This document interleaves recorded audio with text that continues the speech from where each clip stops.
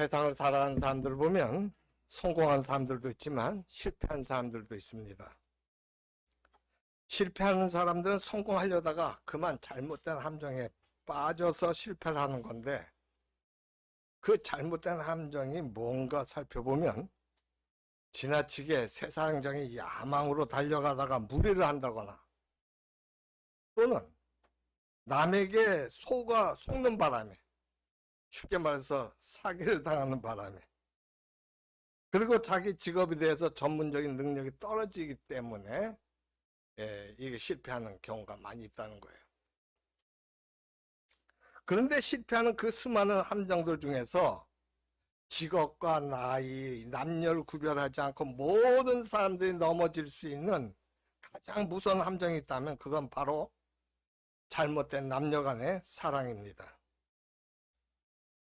오늘의 본문 말씀은 인간이라면 어떤 인생길을 가도 빠질 수밖에 없는 잘못된 사랑에 대한 말씀이에요.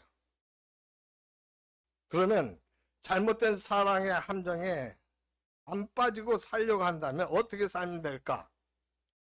저자 솔로몬이 이 문제에 대해서 세 가지를 오늘 말씀 속에서 드러내고 있어요. 첫째는 1절부터 5절 사이에서 하나님 말씀을 가까이 한다를 말씀하고 있고, 둘째는 6절부터 20절 사이에서 유혹에 빠지는 과정을 설명하고 있어요. 어떻게 해서 유혹에 빠지는가. 셋째는 21절부터 27절 사이에서 유혹에 의한 잘못된 그 사랑에 빠진 결과가 무엇인가 이제 말하고 있어요. 그래서 거기에 대비하라는 거예요. 그냥 빠지지 말고 이렇게 다 얘기를 하니까 거기 대비해서 살라, 지금 그 말하는 거예요. 그렇다면 이 시간에는 잘못된 사랑의 길인 음녀의 길이 무언가에 대해서 구체적으로 살펴보고자 하는데, 먼저 1절과 2절 한번 보겠습니다. 내 아들아, 내 말 지키며 내 계명을 간직하라. 내 계명을 지켜 살며 내 법을 내 눈동자처럼 지키라. 지금 발송자가 솔로몬이고 잠언의 발송자가, 수신자는 내 아들로서, 여기서 내 아들이라는 것은 하나님의 자녀라는 의미예요. 근데 지금 우리는 이 하나님의 자녀라는 의미를 통해서 몇 가지 중요한 사실을 발견하게 됩니다. 첫째, 하나님의 자녀들에게는 인생의 가장 무서운 함정을 피할 수 있는 지혜가 있다는 거예요. 왜냐하면 세상 사람들은 성적인 죄가 죄란 사실을 모르지만 하나님의 자녀는 그것이 죄란 사실을 알고 있기 때문에 그래요. 그런데 이 성적인 죄가 무서운 죄라는 걸 알고 있는 것과 그 모르는 것 사이에는 엄청난 차이가 있어요. 왜냐하면 그것이 죄라는 걸 알면 거기에 대비하면서 살아가지만, 그걸 모르면 어떻게 돼요? 그냥 죄를 짓고 살아가요. 남들이 그러면 나도 그냥 짓고 살아가는 거예요. 그렇게 돼 있어요. 둘째, 이 교훈이 비교적 젊은 사람들을 상대로 주어주고 있다는 거예요. 왜 그런가? 그 이유는 앞에서 잠깐 제가 언급했듯이 성적인 죄란 건 뭐예요? 나이나 직업이나 이런 건 모든 걸 초월해서 남녀 빠질 수밖에 없지만, 이 젊은이를 대상으로 이 교훈을 준 이유가 뭐냐? 그것은 다른 게 아니라 젊었을 때는 남녀 육체가 가장 아름답고 탄력적이며 감정이 가장 강렬하기 때문에 주의가 필요해서 이게 그렇게 한 거예요. 젊은이 대상을 한 거예요. 그런데 내 아들아를 다른 의미를 본다면 그건 정신적으로 어린 사람을 말한다고 볼 수가 있어요. 왜냐하면 정식적으로 성숙한 사람은 자신의 감정이 어떤 한 가지에 집착하지 않도록 균형을 잡을 수가 있지만, 정신적으로 어린 사람은 어떻게 조절이 안 돼. 그래갖고 한 가지만 집착해갖고 성적 유혹에 더 잘 빠질 수가 있기 때문에 그런 거예요. 그런데 1절 보면 뭐라고 나오냐? 내 말을 지키면 내 계명을 간직하라고 하는데, 여기서 간직한다는 건 뭘 얘기하냐면, 어느 집에서 자녀들이 그 집에서만 대대로 내려오는 가보 있잖아요. 그 가보를 보관하라는 것과 같은 그 뜻이에요. 근데 지금 본문에서는 뭐라고 해? 보관만 하는 게 아니라 지키라고 말하고 있거든. 이것은 단순히 보물을 보관하는 상태를 떠나서 그 말씀대로 살기 위해서 노력해야 한다는 거예요. 보관하고 노력한다는 거예요. 우리가 하나님의 말씀을 들었을 때 머릿속에 지식으로만 갖고 있는 것이 아니라 그걸 지키도록 하는 거예요. 그걸 행하도록. 그 말씀도 살기 위해서 노력하는 거예요. 그렇게 해야 된다. 지금 2절에 보면 무슨 말씀이냐면 내 계명을 지켜 살며 내 법을 내 눈동자처럼 지키라고 하는데, 여기서 내 계명을 지키며 살라는 것은 하나님께서 하나님의 자녀가 하나님 말씀에서 벗어나지 않고 하나님 말씀대로만 살기를 바라시는 거예요. 하나님 마음이 그런 거예요. 그래서 지금 말씀을 주시는 거예요. 그냥 그 자리에 듣고 흘려보내는 게 아니라 그걸 갖다 내 머릿속에 지식으로만 담고 있는 게 아니라 그대로 살라는 거예요. 왜? 복 주고 싶다는 거예요. 우리한테 복 주고 싶다.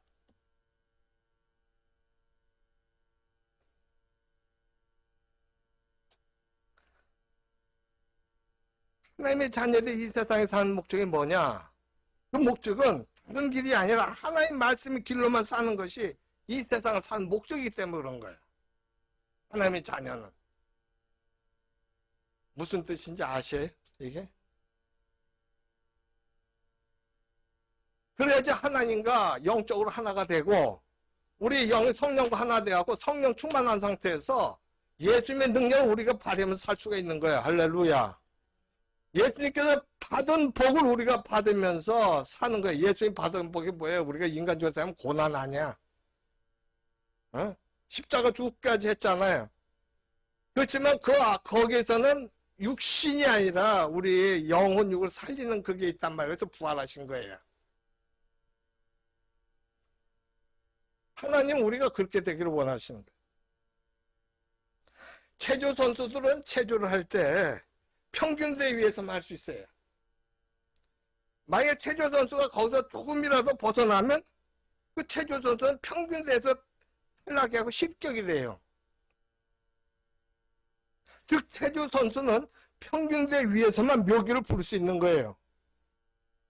동일하게 하나님 백성은 수많은 유혹과 죄가 넘치는 세상에서 세상 사람과 달리 하나님 말씀에서 벗어나지 않고 성공하는 자체가 묘기예요.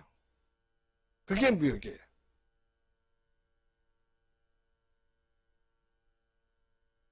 따라서 그리스도인이 세상에서 성공한다는 것과 세상 사람들이 세상에서 성공한다는 것은 그 개념이 완전히 달라요. 왜냐하면 세상 사람의 성공은 이 세상을 살면서 대충 대로 많이 갖고 크게 되고 높이 되는 거, 올라가는 거, 그것이지만 하나님 백성은 하나님 말씀에서 안 벗어나는 게 성공이고 죄에 안 빠지는 것이 묘기가 되기 때문에 그래요. 2절 하반절에 보면 내 법을 내 눈동자처럼 지키라고 하셨거든요. 그 이유가 뭐냐? 우리가 하나님 말씀을 내 눈동자처럼 삼으면 하나님 말씀을 우리가 모든 걸 보게 되지만 반대로 우리 눈에서 하나님 말씀을 빼버리면 영적 소경이 되기 때문에 그런 거예요.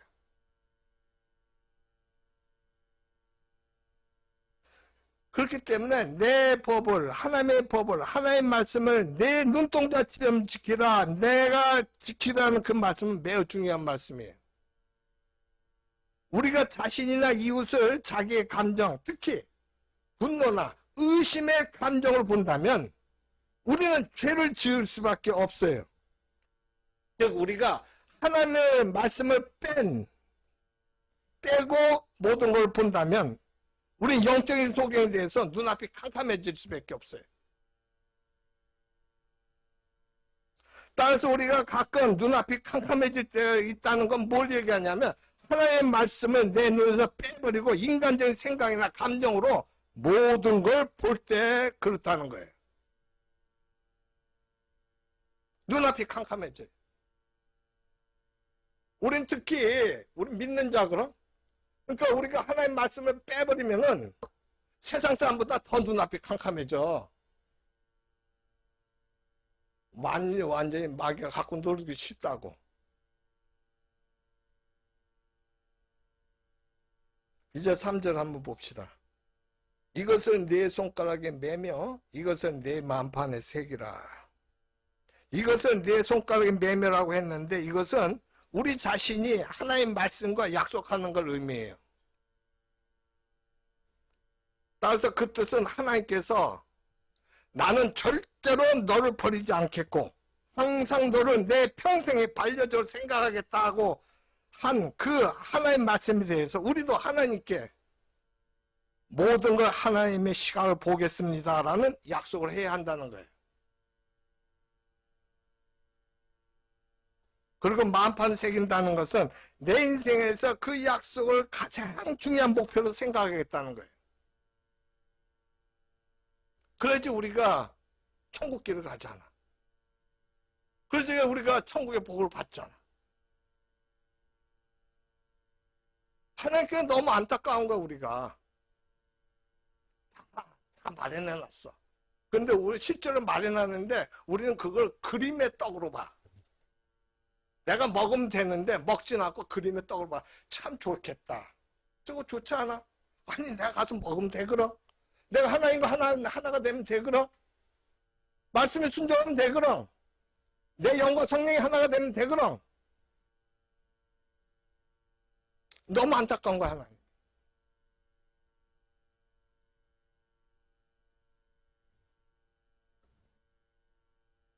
하나님 백성들에 있어서 가장 중요한 게 뭐냐면 그렇기 때문에 세상의 성공보다 하나님 말씀에 벗어나지 않는 거예요. 이게 가장 중요해요. 이렇게 하기 위해서 우리는 하나님 말씀을 매우 친밀하게 생각하고 가까이 해야 되거든요.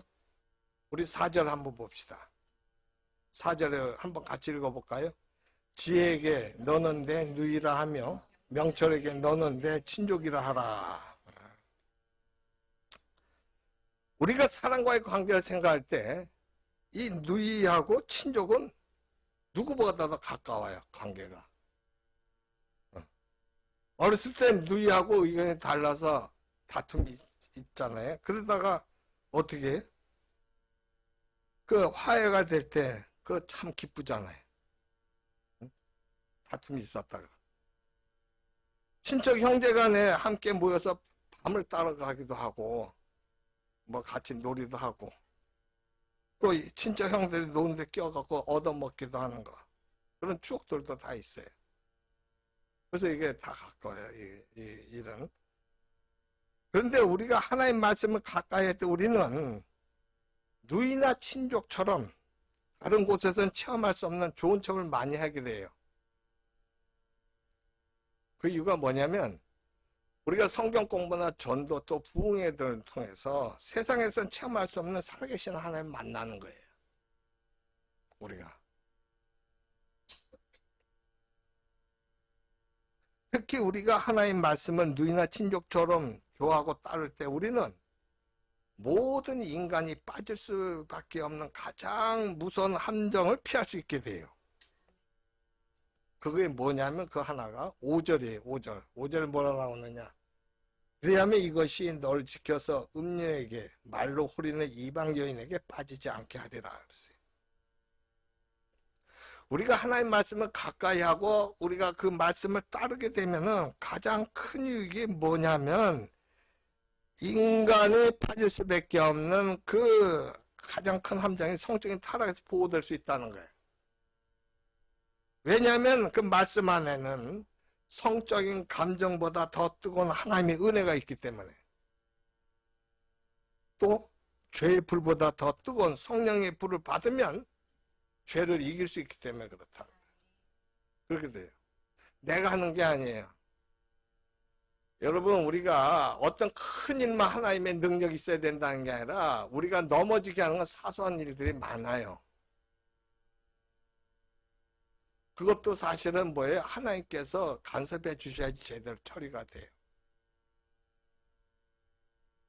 우리가 이거 그래서 하나님 떠난다는 게 이게 얼마나 무서운 건지 모른다고. 우리가 알아야 할 것은 나이가 많건 적건 세상에서 성공했던 성공하지 못했던 성증에 빠지는 것, 성적인 죄에 빠지는 것은 자기 인생을 완전히 부수는 것과 같다는 거예요. 예를 들어서 우리 인생을 값비싼 도자기로 본다면 성적인 죄에 빠지는 것은 이 값비싼 도자기를 콘크리트 바닥에 내던져서 완전히 박살내는 것 같아요. 그런 거예요. 그럼에도 불구하고 너무나 많은 사람들이 자기 감정에 속아갖고 잘못된 사랑에 빠져들려고 하는데, 뛰어들려고 하는데, 오늘 말씀은 어떤 어리석은 청년이 이런 잘못된 유혹에 빠지는 그 과정을 지금 보여주고 있단 말이에요. 6절과 7절 보면 이런 말씀이 있어요. 내가 내 집 들창으로 살창으로 내다보다 어리석은 자 중에 젊은이 가운데 한 지혜 없는 자를 보았노라 그랬어요.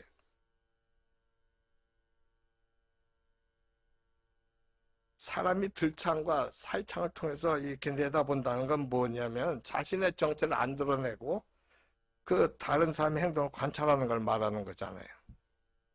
지금 청년 하나가 누군가 숨어서 자기의 행동을 지켜보고 있다는 걸 모르고 죄 짓는 곳을 찾아가는데 사실 죄는 여기서부터 시작돼요.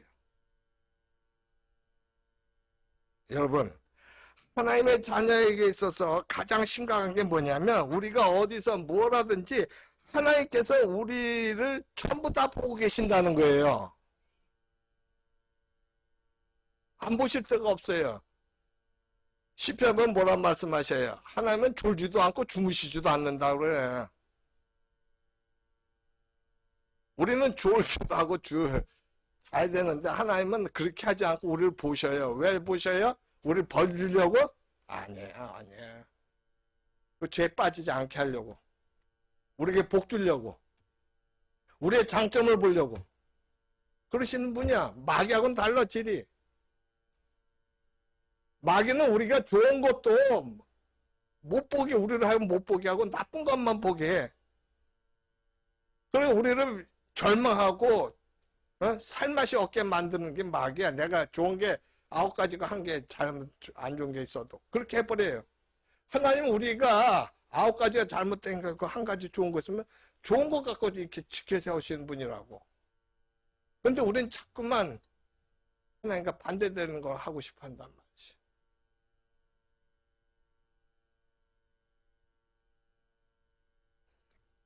따라서 하나님 백성에게 있어 가장 큰 스트레스가 뭐냐면 마음속으로는 다른 사람처럼 죄의 욕망이 있는데 하나님께서 다 보고 계시니까 감히 죄를 지을 수 없다는 거. 이게 가장 큰 스트레스예요.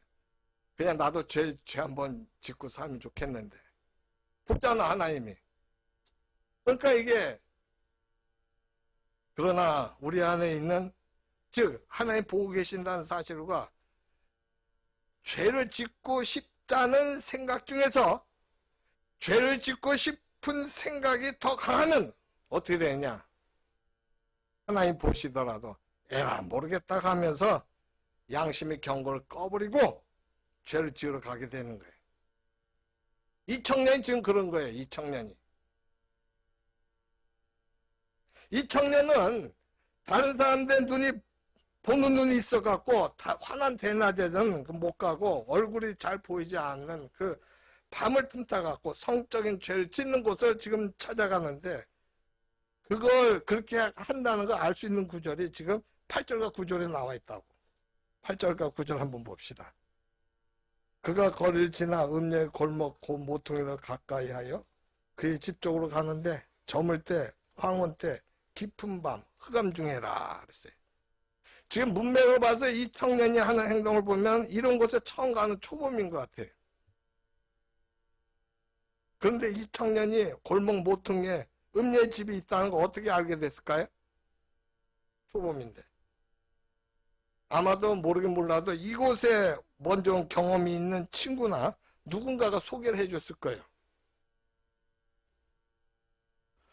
우리에게 내가 어떤 사람과 사귀느냐 하는 게 바른 신앙생활하는 데 있어서 매우 중요하다. 왜냐하면 우리가 세상 사람들과 가까이 하면 같은 기독교인보다 세상 사람들과 더 가까이 막 그건 뭐 전도하기 위해서 그런 거야 괜찮겠지만 그게 아니라 그냥 사회생활 하면서 내가 기독교는 보다 세상 사람과 더 가까이 하면 어떻게 되냐 그렇게 되면 자기도 모르게 자꾸만 죄 짓는 거 소개받아요. 세상 사람들은 거기 도통했거든. 그러니까 안 들키고 죄 짓는 거 그런 거 잘 알잖아 그 사람들. 따라서 하나님 백성은 믿음의 공동체 함께 해야지 그 공동체가 떨어져서 혼자 돌아다니는 건 안 좋다는 거예요. 그 예가 삼손이에요. 사사 삼손. 여러분 그 삼손은 어떤 사람이었냐? 출생 때부터 태어날 때부터 하나님께 바쳐진 나시린이에요. 하나님께 선택된 사람이라고. 그래서 성령의 능력이 있는데 성령의 능력이 어떻게 나타나느냐? 삼손에 매우 큰 힘으로 나타났어요. 그런 성령의 사람이었어요. 힘이 장사예요. 힘이. 어느 정도 힘을 가진 사람이었냐면 죽은 그 나귀 턱뼈로 블레셋 사람 1,000명을 때려 죽였고 맨손으로 사자와 대결해서 죽일 정도의 힘을 소유한 사람이었어요. 그러나 그 마음속에 밀려오는 외로움과 허전함을 이길 수가 없어갖고 들릴라라는 여자의 꾀임에 빠져서 그냥 자기 힘의 비밀인 그 머리털을 있어야지 힘을 쓰잖아. 근데 머리털을 그냥 그 비밀을 말해버려. 그래서 머리털 밀려가 결국은 블레셋의 종이 돼갖고 그 사람들이 놀림감이 돼버려요. 근데 성경에 보면 삼손이 하나님 말씀을 거역하고 여자에게 빠져들 때 성령의 역사로 그 마음이 괴롭다고 했거든. 만약 그때 삼손이 하나님께 부르짖어서 들리를 포기했다면 여기 안 빠졌을 거란 말이에요. 따라서 우리는 결코 혼자 돌아다니서 안 되고 반드시 교회와 함께하며 살아야 해요. 이게 중요해요. 내가 어느 순간에 그냥 빠질지 몰라요. 본문의 청년이 어리석게도 누군가로부터 음란한 정보를 듣고 호기심을 못 이겨갖고 밤에 음란한 곳을 찾아갔더니 거기에 이미 음란한 여자가 기다리고 있었어요. 어떤 식으로 기다렸느냐? 10절부터 12절에 나오는데 보면 이렇게 나와 있어요. 그때 기생의 옷을 입은 간교한 여인이 그를 맞으니 이 여인은 떠들며 완악하며 그의 발이 집에 머물지 아니하여 어떤 때에는 거리, 어떤 때는 광장, 또 모퉁이마다 서서 사람을 기다리는 자라. 여기서 기생의 옷을 입었다는 건 뭘 뜻하냐? 다른 여자들보다 화려한 옷을 입었다는 걸 말하고 있거든요. 여자가 남자의 마음을 끌려가면은 일단 옷이 특별해야 된다. 남자들이 좋아하는 옷은 얇고 부드러우며 속이 비치는 옷일 거예요. 특히 밤에 뒷등 화장하고 불빛 아래 나타나면 남자는 그 여자의 그 실제 모습을 모르고 너무 그 여자를 아름답게만 본단 말이에요. 그러나 이 여자는 성질도 못됐고 자기 멋대로 살면서 차분하게 집에 있지 못하는 바람난 여자일 거예요.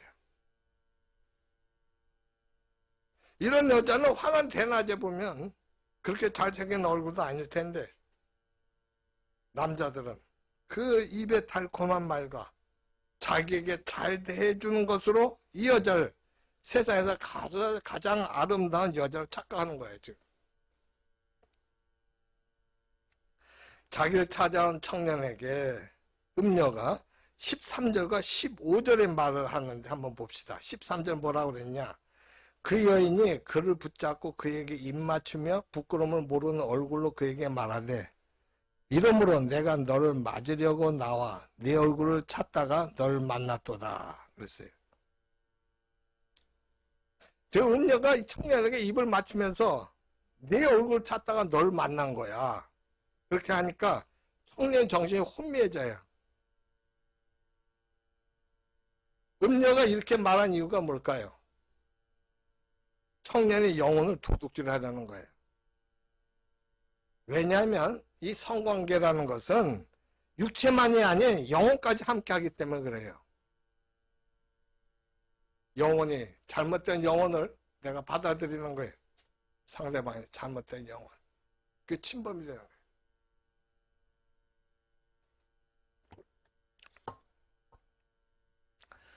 그래서 이단들이 그런 거잖아요.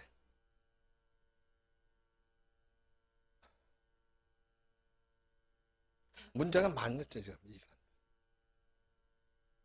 근데, 그럼 성령은 어떠냐? 그걸 이용하거나 성령이 이제 역사해서 간다. 성령 그렇게 안 한다고요.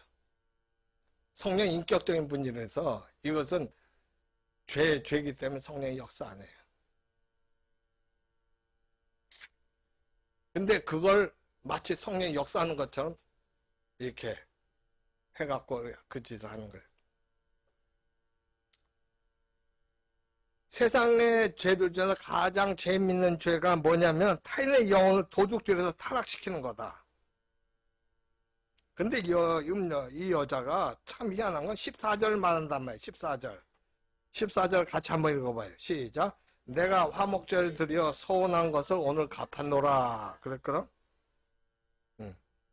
이 말 참 엉뚱한 말인단 말이죠. 지금 그 엉뚱한 말 같지 않아요? 왜냐하면 지금까지 이 여자의 언행을 보면 직업된 청년인 것 같아. 근데 지금 14절의 이 말은 뭐예요? 오히려 아주 매우 신앙심이 좋은 것 같단 말이에요. 자기는 하나님께 화목제물을 드렸고 제사도 드렸으니까 이제 그 제사, 그 제물로 성도의 교제를 나누자고 하는 거예요. 이걸 어떻게 해석해야 될까요? 여기서 생각해 볼 것은 이와 같은 이와 같은 그 이상한 성도의 교제도 있는가 하는 거예요. 이런 성도의 교제도 있는가? 좀 헷갈린단 말이에요. 즉, 이 지금 14절 말은 마치 어떤 사람이 고스톱을 치면서 또는 술 한잔 하면서 성도의 교제를 하자고 하는 것과 같은 거예요. 그러나 이건 결코 성도의 교제가 될 수가 없어요. 그렇게 하는 건. 더욱이 남녀가 단둘이 만나서 성도의 교제를 나누다가는 건 비상식적인 거예요.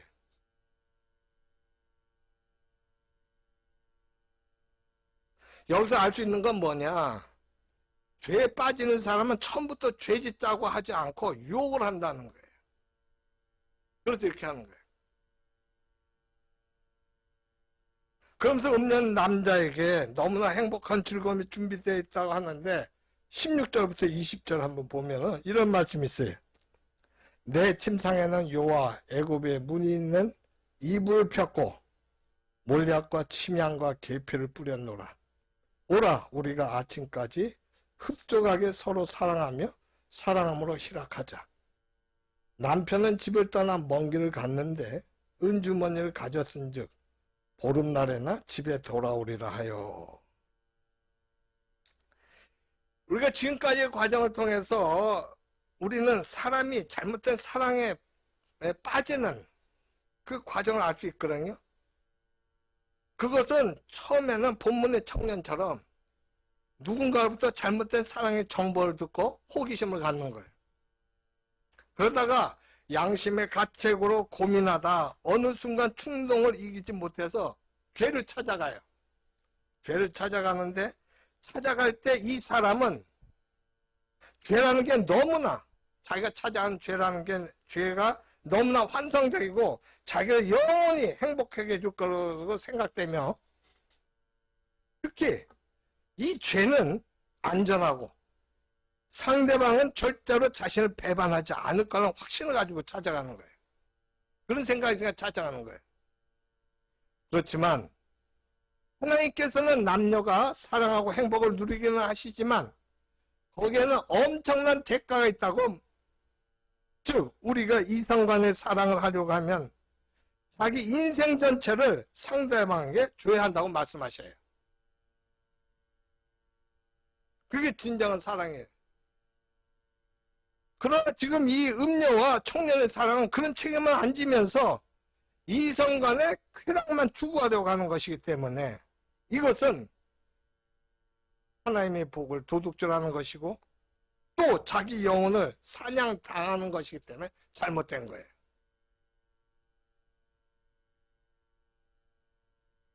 그럼에도 사람이 이성 간의 사랑에 속는 이유는 그 사랑이 정말로 추감해도 진실하고 순수한 사랑이라고 착각하며 그런 사랑의 비밀은 지켜지며 영원히 행복할 거라고 믿기 때문에 그렇다는 거예요.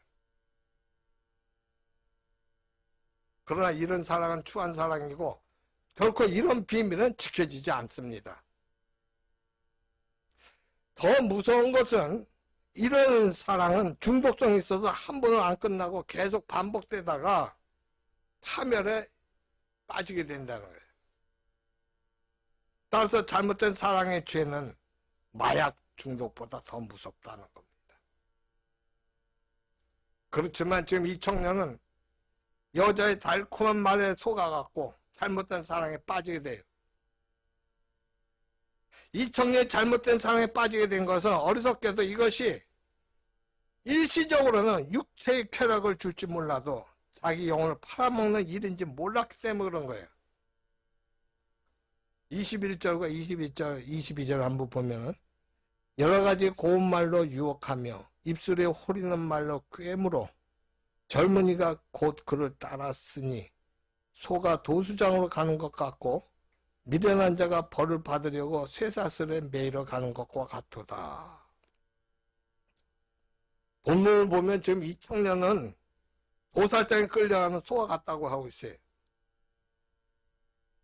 이 청년은 절대로 도살장에서 빠져나오지 못해요. 왜냐하면 성적인 대한 무서운 중독성이 있어서 일단 한번 빠지면 못 빠져나오기 때문에. 결국 사람이 잘못된 사랑에 빠지면 자기는 계속 사랑을 하는데 사회가 그걸 용납하지 않고 정죄와 비난을 하니까 아내와 가족을 버리고 도망을 가거나 자살하게 됩니다. 즉 성적인 죄에 빠지면 더 이상 사람 취급을 못 받을 정도로 그 자신의 가치가 추락하는 거예요. 이제 23절 한번 봅시다. 23절 보면 같이 읽어봐요. 필경은 화살이 그 간을 뚫게 되리라. 새가 빨리 그물로 들어가되 그의 생명을 잃어버릴 줄을 알지 못한 것 같으니라. 지금 잘못된 사랑을 하게 되면 어떤 일이 일어나느냐. 화살이 그 간을 뚫는다고 했거든. 여기서 간은 뭐냐면 히브리인의 개념상 생명의 중심을 얘기하고 있고 슬픔과 고통스러운 감정의 처소로 나타나고 있어요. 그래서 화살이 간을 뚫는다는 것은 음행의 결과가 전 인격을 파탄시킬 뿐만 아니라 영육이 사망에 이른다는 걸 말하는 겁니다. 그런데 하나님 백성들에게 다행스러운 것은 죄에 빠지면 어떻게 된다는 걸 지금 성경에 보여주고 있잖아요. 세상 사람은 죄의 결과가 뭔지 모르기 때문에 가장 중요한 순간에 어떻게 하느냐. 죄를 저질러놓고 그냥 자포자기 해버리는 거예요. 이제 끝났다. 그렇게 해버린다고. 즉 하나님 백성은 죄의 유혹이 눈앞에서 살랑거릴 때 그 가증한 실상과 나중에 비참한 결과까지 보기 때문에 죄에 안 빠지지 않을 수가 있지만 세상 사람은 죄를 이길 방법이 없다는 거예요. 이건 모르잖아요. 지금 이게 불륜이 아름다운 걸로 포장돼갖고 막 나오잖아. 지금 영화하고 드라마하고 다 그러잖아요. 어? 그 멋있는 걸로 막 포장해서. 모르는 거예요. 그거. 그러니까 막 헷갈리는 거예요, 지금. 그렇기 때문에 그리스도인에게서도 정말 중요한 건 뭐냐? 하나님의 말씀을 마음으로부터 진심을 믿어야 하고 지켜야 한다는 거예요. 그냥 귀로만 듣는 게 아니라 그걸 내가 믿어야 돼. 믿는다는 건 뭘 얘기해요? 머리에 지식을 담는 게 아니라 믿는다는 것은 예수 그리스도 하나가 돼야 된다는 거예요. 믿습니까? 예수가 하나가 될 때 내가 하나님 말씀대로 살아갈 수 있는 능력이 생겨요. 그렇지 않으면 아무리 외쳐도 그냥 약장사가 약 팔려고 하는 거와 똑같은 말로 들려요. 의미가 없어요.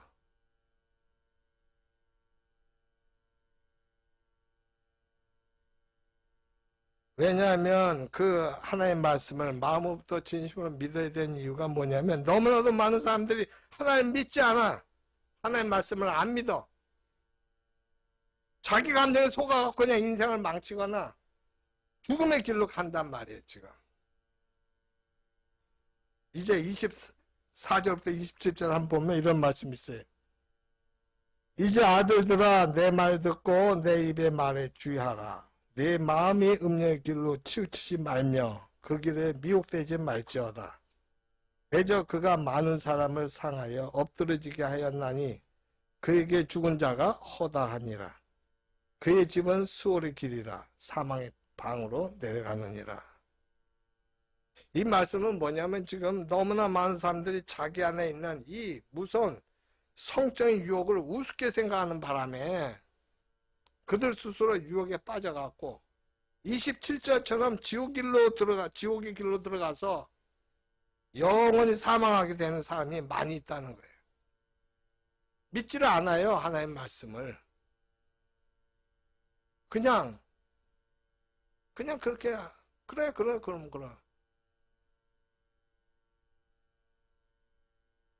사실 음녀의 길은 누가 강요해서 빠지는 게 아니라 순전히 자기 스스로 빠지는 것이기 때문에 누구를 원망할 수도 없어요. 내가 빠지는 거잖아, 내 힘으로. 따라서 우리가 이 길에 빠지지 않고 자기 영혼을 지킬 수 있는 길은 하나님 말씀을 붙드는 겁니다. 그러면 하나님 말씀이 우리가 죄를 지으려고 하는 길을 막아주셔요. 여러분, 하나님 말씀은 진리입니다. 그래서 우리가 그 하나님 말씀을 붙드는 거예요. 하나님께서 하나님 말씀을 알게 하려고 말씀이신 말씀이 예수님이 돼서 나타나신 거예요. 우리로 알게 하려고.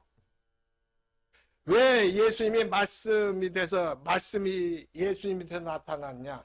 말씀을 잘 못 믿거든. 그러니까 예수를 통해서 모든 하나님 말씀들 실천하게 했어요. 그래갖고 예수님이 죽기까지 하나님 앞에 순종함으로 하나님께서 그를 하나님 우편에 앉게 하신단 말이에요. 높은 자로. 그걸 보라는 거예요, 그걸. 근데도 그렇게 됐는데도 안 믿어요.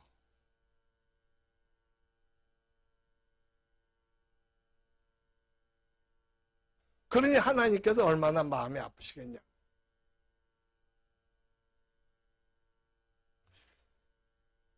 그러면 우리가 하나님 말씀 붙으면 어떻게 되느냐? 하나님 말씀이 우리가 죄를 지으려고 하는 그 길을 막아주셔요. 막아주신다고.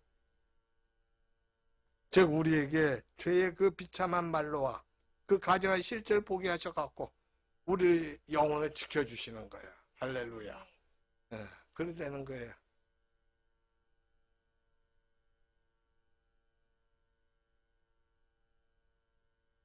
우리가 하나님을 믿게 된 것이 큰 복이에요, 여러분. 왜냐하면 이 세상 진리가 없잖아요. 진리가 없어요. 진리가 딱 하나 있는데 그 진리가 뭐냐? 하나님 말씀이란 말이요. 근데 그 진리를 사람이 안 믿으니까 하나님께서 별의별 방법을 다 쓰고 계시는 거예요, 지금. 근데도 끝까지 안 믿겠다는 거 할 수 없잖아. 끝까지 안 믿다면 할 수 없어.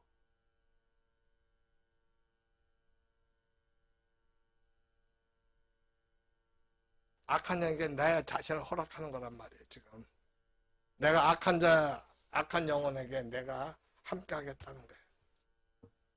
뭐 어쩔 수가 없죠, 뭐.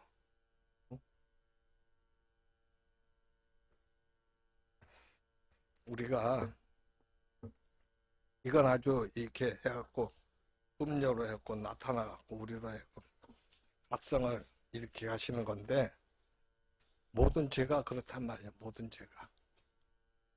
우리에게서 살아가면서 모든 죄가 사실은 그거예요. 그래서 우리가 사실은 태어날 때부터 죽을 때가 영적인 전쟁을 하는 거예요. 우리 자신들이 하나님, 세상이 중요한 게 아니거든요. 알잖아요. 세상은 왔다가 가는 거예요. 이 세상에 영원히 사는 사람 없어요. 머리 발부둥 쳐도 세상에선 죽어요. 그러면 우리가 진리를 따라가야 돼요. 진리가 하나님 말씀이거든. 진리니까 그 진리가 선하고 의롭고 거룩한 거예요. 사랑이고 은혜가 있는 거예요. 그렇다면 내 생각으로 하면 안 되잖아. 세상 방법으로 살면 안 되잖아. 진리를 붙잡아야지. 이단이 뭐예요? 마치 자기가 진리인 것처럼 말하고 선전하는 거예요. 인간이.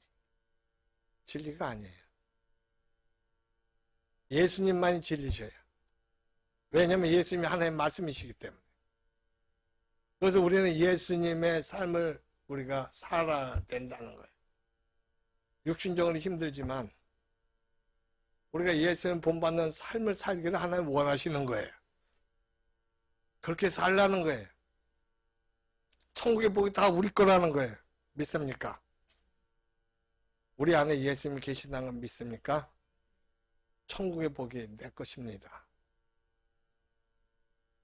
이 시간에 하나님 앞에 한번 기도합시다. 하나님, 하나님 말씀을 믿는 자가 되게 없어서 내 생각이 맞는 게 아닙니다. 세상 방법이 옳은 게 아닙니다. 아무리 많은 사람들이 100명 중에 99명이 그렇다 하더라도 나 혼자서라도 진리를 따라가야 됩니다. 그래야지 우리는 영원히 살아요. 그렇지 않으면 우리는 헤매다가 그냥 하나님께 갈 수밖에 없는 상황이 될 수도 있고, 그렇지 않으면 하나님께 갈 수도 있잖아요. 그렇잖아요. 그럼 우리 믿음이에요, 믿음. 그러니까 믿음으로. 믿음은 하나님께서 어떻게 할 수가 없잖아요. 내가 하나님을 믿어야지. 하나님께서 여러 가지 방법으로 이렇게 함께 하시는.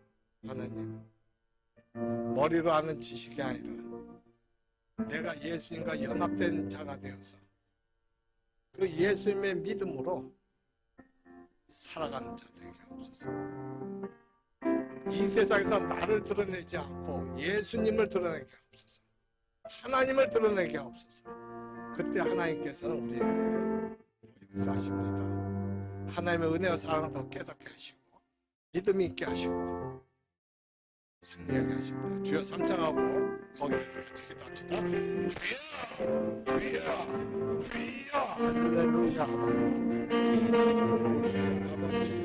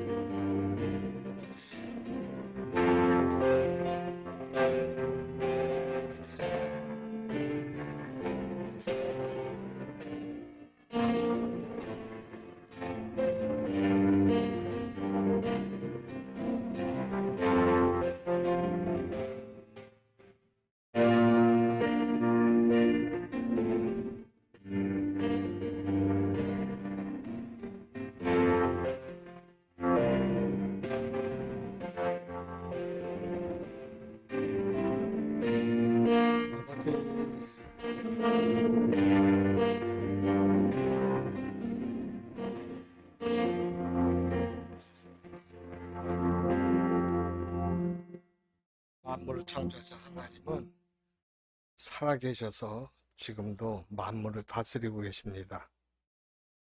하나님은 만물을 아름답게 지으셨기 때문에 특히 인간으로 하여금 인간에게 영을 주시고 하나님 마음과 성품을 주셨을 때 그래서 인간이 하나님과 영적으로 고통하며 세상을 다스리려고 하셨을 때, 보통 때는 피조물을 만드실 때마다 보시기에 좋았다고 했지만, 인간에게 모든 걸 넘겨줄 때는 심히 보시기에 좋았다고 했습니다.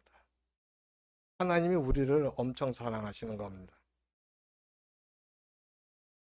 아담과 하와의 범죄로 우리가 죄의 구렁텅이 속에 빠져서 살아갈 수밖에 없는 존재가 되었지만, 하나님은 계속 우리를 구원하려고 하시고, 우리가 하나님께서 예비하신 복, 창세전에 우리에게 주기로 하셨던 복을 우리가 누리며 살기를 원하시는 겁니다. 근데도 여전히 예수님을 통해서 모든 걸 드러내셨지만, 말씀을 통해서 알려주셨고, 예수님을 통해 말씀 주신 예수님이 오셔서 말씀대로 행하심으로 모든 문제를, 죄와 죽음 문제를 해결했지만, 그럼에도 우리는 하나님 말씀보다 내 생각, 세상 방법 따르기를 좋아합니다. 아버지, 우리가 정말로 지혜로운 자가 되려면 하나님 말씀이 진리인 것을 믿고 내 생각과 세상 방법을 쳐버리고 하나님의 말씀대로 살아가는 자 되어서, 우리가 하나님의 말씀대로 살 때 우리는 비참하게 안 됩니다. 하나님께서 우리에게 지혜를 주시기 때문에 우리는 부족하지 않는 삶을 살 수 있도록 하나님께 역사하신다는 것을 하나님께서 말씀을 통해 나타내고 있으니, 믿고 실천하며 살아가는 저희가 되어서 내 자신의 힘으로 살아가는 것이 아니라 하나님께서 내 자신을, 나의 자신에게 복을 주기 위해서 역사하시는 걸 보고 하나님 복을 누리며 살아가는 저희들 되게 하옵소서. 감사드리옵고 우리 구주 예수님의 이름으로 기도드리옵나이다. 아멘.